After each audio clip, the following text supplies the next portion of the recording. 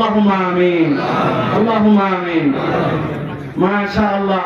এখন আমরা ইনশাআল্লাহ আমাদের এই আবু বকরের জন্য আমাদের অনেক দায়িত্ব আছে।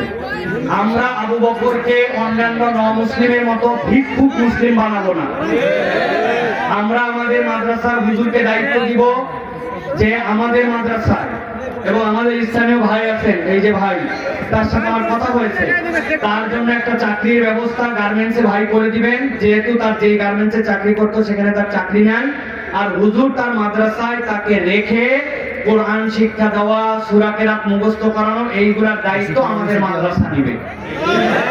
রাজি আছেন ইনশাআল্লাহ? আলহামদুলিল্লাহ। আল্লাহ যেন কবুল করেন, বলেন আল্লাহুম্মা আমিন। আল্লাহ আবু বকরকে যেন কবুল করেন, আল্লাহ রাব্বুল আমিন তাকে দ্বীনের উপরে অটল অবিচল রাখেন। আমরা সকলে তার জন্য দোয়া করি। আল্লাহ জি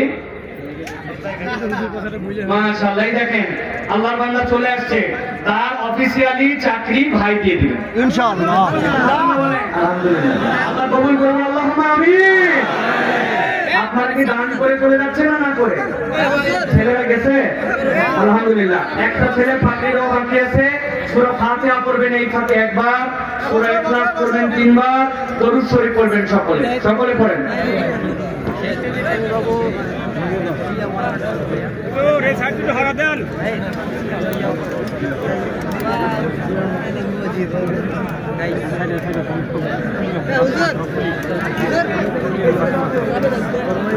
সানি